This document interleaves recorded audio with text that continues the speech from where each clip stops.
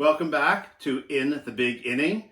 I know I've been gone for a little while and it's great to be back. I've been acquiring a whole bunch of new things for my collection, and I have also been doing some research and looking at some episodes that are going to be coming up.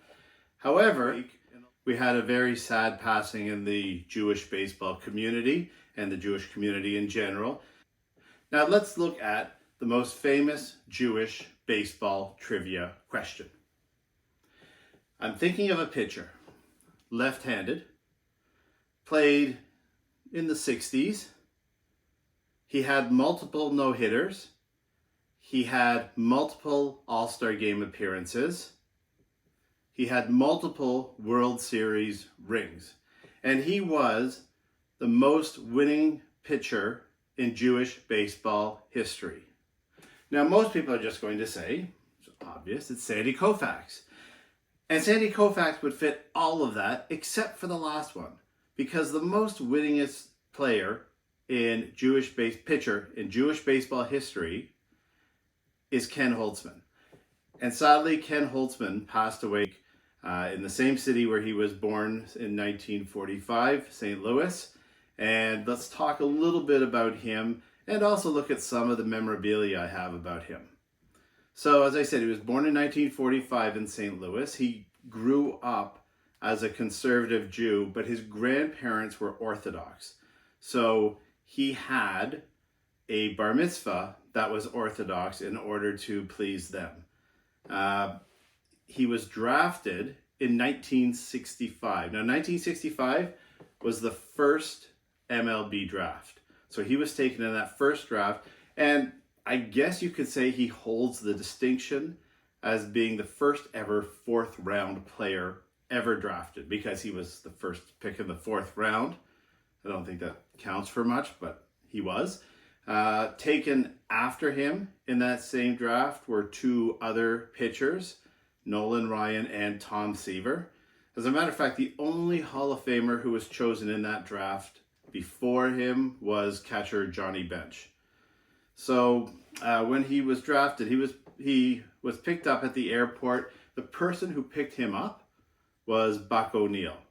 Now, if you know anything about Negro League Baseball and the history of baseball in general, Buck O'Neil is a Hall of Famer. He wasn't at the time, and Ken Holtzman actually was very active in saying that he should be a Hall of Famer, and he now is in the Hall of Fame. So imagine Buck O'Neil picks him up at the airport. In his career, so he played with a few teams. He's mostly known playing with the Cubs and the A's. He also played a little time with Baltimore and also played with the Yankees. But the Cubs, Chicago was the team that drafted him, and he also came back to them at the end of his career. Now, imagine this. In his first game, within his first three batters are Willie Mays and Willie McCovey. Now imagine that being the start of your career. Okay, but he went on to have 174 wins. So that is 9 more than Sandy Koufax had. He never came to the ballpark on a high holiday. And he said that it was not a big deal to his teammates. They were fully supportive. His 2 no-hitters. So his first no-hitter was against Atlanta. The last out was Hank Aaron. And Hank Aaron actually gave him the bat that he was out with. So Holtzman kept that the rest of his life and said that was one of his most treasured items. He soured with the Cubs, and the reason was the manager was Leo DeRocher. As some people know, Leo DeRocher was quite an anti-Semite, and it became difficult for Holtzman to manage. He called Holtzman a gutless Jew. There were other things that went on. He was being pulled too early from games compared to other pitchers. So he was traded to the Oakland A's, and in return was Rick Monday, who's very well known I'm a Dodgers fan, so Blue Monday is still one of my favorite days. So that was the trade. And then when he joined the A's, I mean, he was with an incredible pitching staff. So they went on to win 3 World Series championships, which he was quite an important part of that. I'm thinking Catfish Hunter, Blue Moon Odom, Vida Blue, and then you add Holtzman to that, and it was an incredible team. So he was a big part of that. Another Jewish aspect was in 1972, after the Munich massacre, in which all of the Israeli athletes were murdered at the Munich Olympics. He and his teammate Mike Epstein, also known as Super Jew, wore black armbands, and it was in commemoration for them.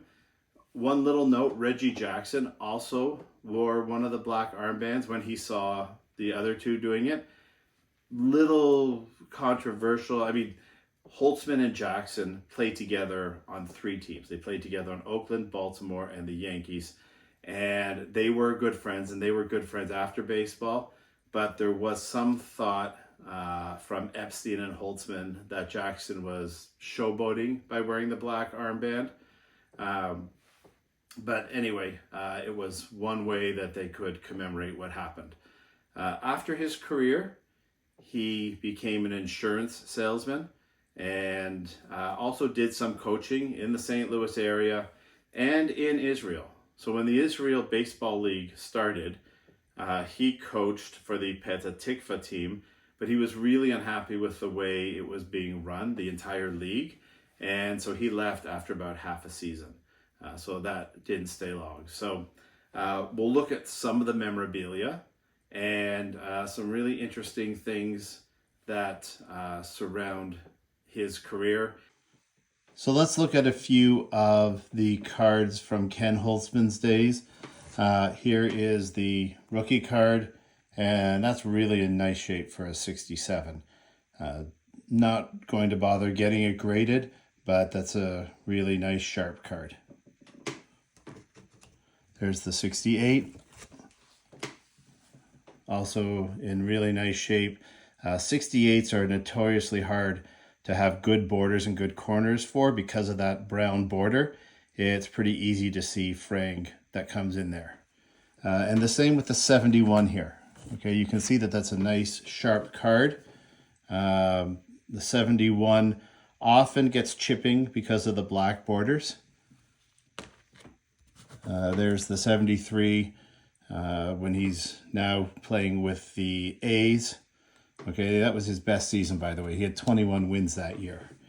Now, for those of you who know a lot about baseball cards, this will come as regular knowledge, but you can see that in 1975, they made a mini set. So this is the regular card here, and this is the mini, and you can see the difference in size. It was exactly the same as the regular 75 set, but smaller. And the 77 during his time with the Yankees. So good selection of cards. And then I have one more very interesting card, and that is one of the proof cards. I believe that's a 67 or a 68, probably a 68 proof of Ken Holtzman. So these are one of a kind. They're blank back, and they are categorized in the Topps vault. So these are really tough to come by. I got a bunch of these from my new good friend in southern Florida named Neil Keller. And Neil and I got together over the winter break. Well, winter break for me, but winter for him. And we were able to connect, and it was great meeting him. Anybody who's in South Florida, if you want a speech on anything Jewish, Neil is your guy. Just look him up on his website, Neil Keller. Whatever it is. He knows all. This is a press photo of Holtzman right after he pitched his second no-hitter. It was against Cincinnati, and it was on June 3rd, 1971. And it says on the bottom, Cubs southpaw Ken Holtzman leaped from the mound and cheered after throwing a no-hitter against the Cincinnati Reds Thursday night, throwing the third strike past Lee May. It was the second blanker for Holtzman, who no-hit the Atlanta Braves in 1969, and the Cubs won the game 1-0. Here is another great piece of Ken Holtzman memorabilia in my collection. You can see it's a game-used ball, signed "Best Regards, Ken Holtzman." And here it says underneath, win number 16. So this was possibly the game ball, and it did not take me very long to trace the specifics around this ball. So the first clue was the Warren Giles signature on that side, which meant that it had to be basically 1969, because that was the only year that Giles had his name on the ball, and Holtzman had 16 wins. He ended up with 17 that season. So I traced this ball back to August 31st, 1969, against Atlanta, and the opposing pitcher was Phil Niekro. And one of the interesting things about this game was Holtzman hit a home run. He only had 3 home runs in his entire career, which for a pitcher, that's fine. They don't usually hit very many home runs. But one of them was this game. He had 1 World Series home run as well, but a great item in my collection. This is an interesting item, probably the most interesting Holtzman item I have. This is a chicken lid, like a chicken bucket lid, that was from 1976 in Baltimore. English's Chicken did these lids with baseball players from the Orioles, and I think they only did it in 1976, and there's another set in 1983. Probably the 2 most famous players from this set were Jim Palmer and Brooks Robinson. The PSA count on this is only 2, so only 2 have been submitted, but there's probably quite a few more out there still. I imagine this is the kind of item that you wouldn't think of getting graded by PSA, but 2 people have. It would actually be interesting to try to run this through and see what happens. Why did I call this episode The Passing of the Torch? Because on September 25th, 1966, the torch was passed from Koufax to Holtzman for the 2 greatest pitchers, arguably in Jewish baseball history. Now, on that day, the 2 met. A little bit of fate was involved because it was right after Yom Kippur, and that shifted some of their schedules and who was going to pitch, because neither of them would pitch on Yom Kippur. So the matchup was an incredible game that you would never see today. 2 complete games. So Holtzman and Koufax dueling right to the end. And in the end, the Cubs won 2-1. And both pitchers only gave up 1 earned run each. Holtzman had a 2-hitter with the no-hitter going into the 9th inning, and Koufax threw a 4-hitter. So already an amazing game that you would never see today. Now, a couple of funny stories about it. Holtzman's mother was there, and she was a big Koufax fan, as you would expect with a family invested in baseball. So she was actually too nervous to watch the game. So she said she spent a lot of time just walking around the stadium. She was a little too afraid to even watch because she really loves Sandy Koufax. Another thing, look at the time. I have the box score up. 1 hour and 50 minutes. Can you believe under 2 hours? Look at what's going on in baseball today. how they're trying to shave 5 minutes off to get it to, I don't know, 3 hours, 3.5 hours. And these two, they came, they went straight to work, and they finished the game in under 2 hours.